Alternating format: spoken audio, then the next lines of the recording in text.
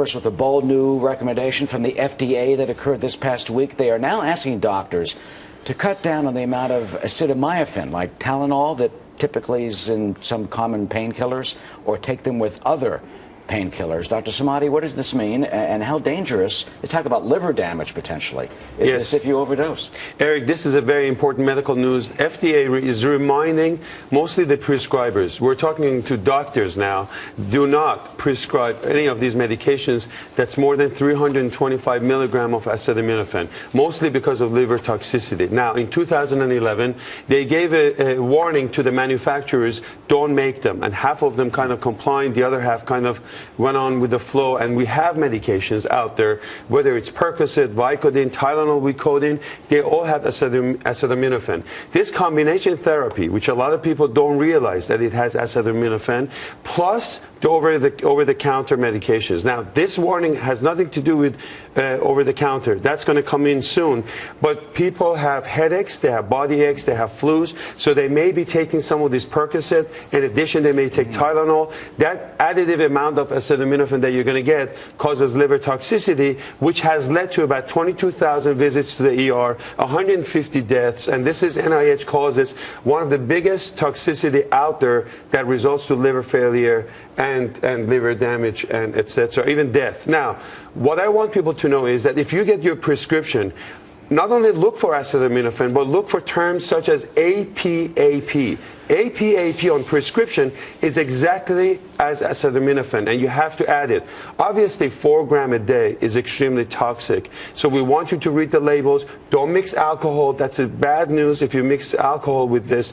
Tremendous pressure on the liver. Mark, you get the prescription from the pharmacy. It's got that little bottle. It doesn't have all the ingredients on it. How do you know that you can trust your doctor that they're not overdosing on the acetaminophen? This is why exactly, Eric, that the FDA is getting really strict on this, because as David mentioned, that back in 2011, they gave a warning already, and the manufacturers, only half of them complied. Doctors are not always on the ball with this. They're filling the prescription thinking, I'm giving out Percocet, I'm giving out Vicodin, I'm giving out Tylenol and codeine, but the key thing here, or one of the key things, is that there's a lot of acetaminophen in these pills. Now, if you're getting more than 325 milligram per pill, that's right, one tablet. That's one tablet. The FDA is clamping down on that, saying that's the most you can have, and here's why. Oh, wait, that's the most you can have with the other prescriptions? That's the most you can have in a single pill. Okay. Why? Because look, if you're drinking alcohol, it decreases the amount of acetaminophen to cause liver failure. If you're getting it from your cold medication, as David mentioned, that doubles it.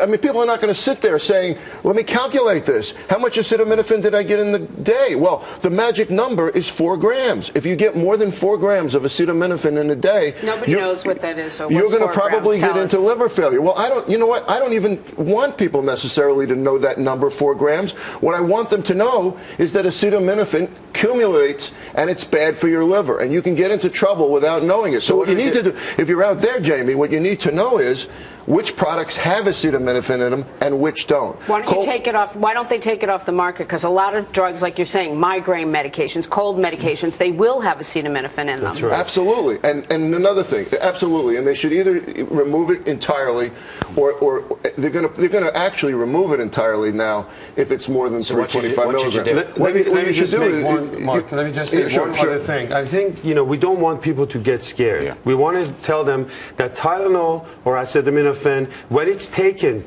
by the guidelines, it's fairly safe. You get into trouble, as Jamie made. If you take extra strength Tylenol, 500, you take 2 of them, you go out at night and you start drinking, then you have a sinus headache, you take some NyQuil, followed by Percocet. I think that's what you're trying to do, is that if the whole accumulation and additive amount can become toxic.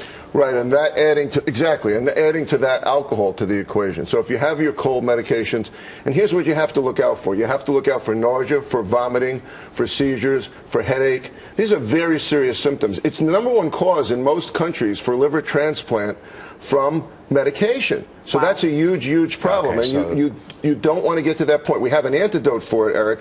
You can take charcoal, but again, who wants to get into that emergency? Talk to your doctor, follow the instructions, look at the box, Eric, to make sure absolutely. The toxicity that Mark is talking about is extremely important, because you don't recognize whether you have a flu symptoms or you're really overdosing it. So All right, we're going to talk about alcohol now. So definitely ask your doctor what drugs you're on and whether or not they have acetaminophen, especially if you're adding it over the counter.